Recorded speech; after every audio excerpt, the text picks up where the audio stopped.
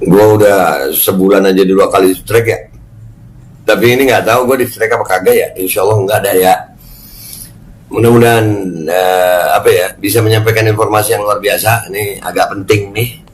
Penting semua sih ya sebenarnya. Dan sebelum konten ini gue mau ngasih tahu, alhamdulillah MPR ya udah ada web resminya. Habis gini kita launching ya web MPR. Jadi babe-mpr.com. Insya Allah segera launching. Di situ kalian bisa pengaduan sama-sama, bersuara sama-sama, bisa bercerita.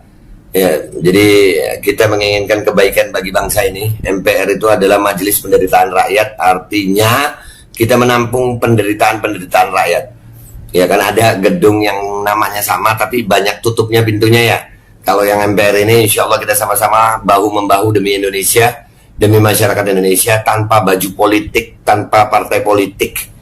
Ya, kita sebisa mungkin saling membantu dalam koridor hukum yang berlaku di negara Kesatuan Republik Indonesia. Majelis Penderitaan Rakyat. Itu gerakan moral dan insya Allah segera launching. Ya. Salah satunya ini gua ngajak entah praktisi hukum, entah LSM, entah mahasiswa yang lihat video gue ini. Ada apa di sini, Be? Nih, yang pertama gue mau tampilin adalah video dari Mbak Najwa Shihab. Mbak Najwa, dengan segala hormat saya reaksi videonya Mbak Najwa ya. Ada potongannya sih, ya, potongan sebentar aja ini, 2 menit. Kita lihat ya. Bismillahirrahmanirrahim. 5 orang ya dari Satgas Covid, dari manajemen hotel dan dari keamanan juga. Mereka bilang kalau anak saya positif Covid. Jadi ini malam-malam diketok rame-rame begitu ya, terus bilang nggak boleh pulang karena anak positif gitu. Betul, Mbak. Jadi ini diceritakan sama Mbak Najwa ya. Ada wawancara di tempat Mbak Najwa, ada keluarga korban pasien ya. Anak gitu dijemput malam-malam positif Covid. Kita dengerin ceritanya ya. Dan mereka bilang harus ke rumah sakit. Setelah itu harus karantina 14 hari. Tapi kita ngotot untuk PCR ulang dan kita minta lab yang lain. Tapi mereka bilang nggak bisa, kata mereka. Karena itu PCR hasilnya udah fix gitu, sudah. Oke, PCR hasilnya udah fix. Kenapa orang nggak boleh ke lab yang lain? Itu alasannya apa? Nah, ini buat para praktisi hukum yang seperti ini melanggar hukum nggak sih? Kenapa pasien nggak diberikan pilihan? Dokter aja ada pilihannya, giliran lab nggak boleh ada pilihan. Dan dari video Mbak Najwa ini, gue juga melakukan riset akhirnya. Nah, enggak, alasan itu apa? Kenapa nggak boleh? Nah ini. Jadi alat PCR sendirinya udah diaudit belum? Nah ini untung ada video Mbak Najwa nih. Nanti kalian akan melihat, gue melakukan riset gitu. Gue juga tes PCR akhirnya. Kalian akan terkejut melihat hasilnya nih. Ini dulu kita habisin. Fix hasilnya. Terakhir mereka datang lagi jam 10, akhirnya nggak bisa di lab lain dan akhirnya harus di lab yang sama. Dan kemudian akhirnya setelah tes ulang ternyata negatif begitu ya? Betul, Mbak. Dites lagi di hari yang sama. Di lab yang sama? Hasilnya negatif. Lab yang sama hasilnya negatif. Nah, di lab yang sama hasilnya negatif. Ada yang merasakan itu ya? Nah, ini potongan doang nih. Dari video Mbak Najwa ini, ya mungkin nggak ada hubungan sih, cuman gue nemunya setelah gue ngelakuin hal yang sama gitu. Gue pengen ngeriset karena bagi gue ilmiah itu kalau diketahui, kalian pernah sekolah ya? Iyalah, banyak yang pintar sekolah kok. Dokter-dokter kan sekolah ya dok. Diketahui, ditanya, dijawab. Gue ngelihatnya perdebatan ini sekarang itu cuma di masalah jawaban sama yang ditanya itu kan Covid. Jawabannya bagus semua, tapi itu pun menimbulkan perdebatan. Tapi kita nggak pernah tahu diketahuinya ini benar apa enggak gitu. Nah kalau alat PCR-nya aja begitu, pernah nggak diauditnya alat PCR? Nah ini buat para praktisi hukum LSM yang melihat video gue ini. Nih kita ada bukti-bukti ya, kira-kira langkah apa yang bisa kita ambil.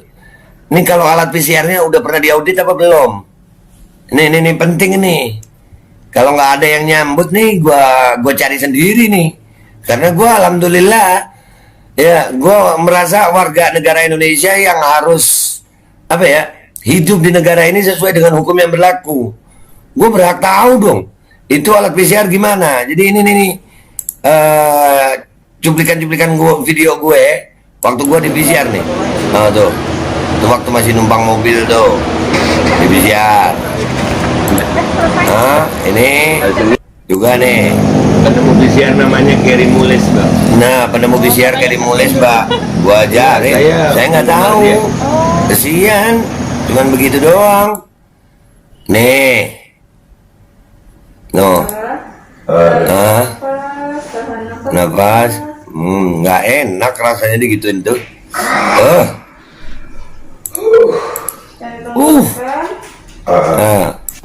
Nih,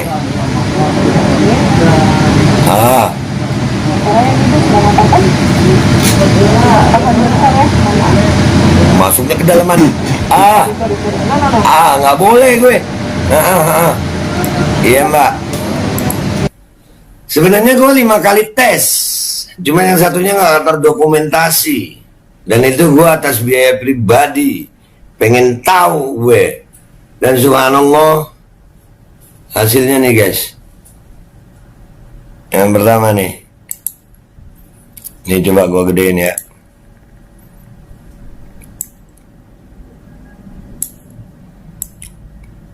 Mana tuh?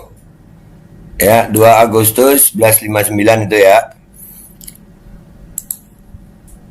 Hasilnya negatif ya. SARS-CoV-2-nya negatif. Ya, itu yang 1159. Terus sekarang yang ini positif.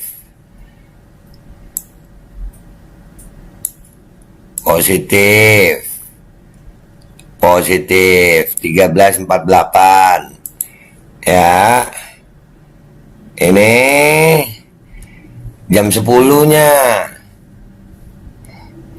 ini negatif ya. Ini jam berapa nih? Gua gedein dulu, gua nggak ngurutin sih tadi masangnya, nggak apa-apa ya. Nih positif, hasil result positif. Jam berapa nih? Gedein biar nggak salah. Jam 8. Positif, negatif, positif, negatif. Jadi negatif, positif, negatif, positif. Alat ini pernah diaudit nggak sih? Ingat loh, kalau PCR-nya salah, maka diagnosanya salah, maka penanganannya salah, maka protokolnya salah, maka kebijakannya salah. Kemana kami harus mengadu kalau begini? Adakah yang bisa membantu masyarakat? Dan gue lihat dari video Mbak Najwa itu juga, gue nggak sendiri. Ayo bersatu kita. Kemana ini? Harus gimana kita? Adakah praktisi hukum yang bisa membantu? Adakah pejabat yang masih mau membantu? Adakah orang-orang yang punya hati nurani yang masih mau membantu? Masyarakat kalian begini keadaannya cuma gara-gara alat PCR yang masuk ke Indonesia, yang kita belum tahu audit fungsinya gimana. Ini gue berharap ada yang bisa, dan di MPR insya Allah ini apa ya, menjadi pion gitu. Bersiaplah orang-orang yang menyembunyikan kebenaran dari alat ini. Jangan zalim. Itu bayar alatnya itu mahal itu. Kita ya paling murah 700 sekian. Dan itu gimana ceritanya alat bisa mendeteksi virus dalam waktu 1 kali 24 jam. Dan kalaupun begitu, kenapa alatnya beda-beda hasilnya? Dan dari keterangan video Mbak Najwa tadi, kenapa nggak boleh pindah lab, nggak boleh punya lab pembanding? Ini harus kita satukan suara kita. Kita akan lakukan sesuatu yang sesuai dengan hukum yang berlaku di Indonesia. Sama-sama kita nantikan siapa yang akan bertanggung jawab masalah ini. Kita akan bersuara dengan hukum. Kita bukan pemberontak. Kita masyarakat Indonesia yang mau merdeka. 17 Agustus sebentar lagi. Kita harus merdeka. Kita harus merdeka. Minimal kita merdeka dari pandemi ini. Itu alat, tanggung jawab siapa? Tunggu. Kita akan lihat gerakan berikutnya. Kita mau kemana? Bangsa ini mau kemana? Gue cuma ingetin. Andai kata ada yang manggil gue nih ya, dari video gue ini gue akan maju. Kebenaran nggak takut diinvestigasi. Kebenaran nggak takut untuk diadu argumentasi. Majelis Penderitaan Rakyat, Babe bersama Majelis Penderitaan Rakyat akan mencoba membongkar ini. Kita mau cari yang benar yang mana. Mana para ahli? Percuma ngomongin virus, percuma ngomongin obat, percuma ngomongin vitamin. Kalau alat ini sendiri belum pernah diuji. Waktu diuji sama orang kayak gue begitu. Dan sudah ada video-video lainnya. Gue ngajak semua elemen masyarakat bergabung yuk. Kita bersuara yang cantik. Kita bukan mau memberontak. Kita merindukan kemerdekaan dan kebenaran. Ingat guys. Demi Allah. Diam nggak merubah apa-apa. Diam nggak merubah apa-apa. Makin susah. Ayo dong, yang mau pandemi ini segera berakhir, sama-sama kita bersuara. Nggak cuman bersuara, kita akan sama-sama bergerak dengan hukum yang berlaku. Dengan hukum yang berlaku, karena kita bukan pemberontak. Ayo mikir, ayo cerdas, ayo berani, ayo jujur, ayo bahu membahu. Sama-sama masyarakat. Ayo kita sama-sama. Bismillah. Mudah-mudahan Indonesia segera merdeka dari pandemi. Allahu Akbar. Merdeka. Viva Republik Indonesia.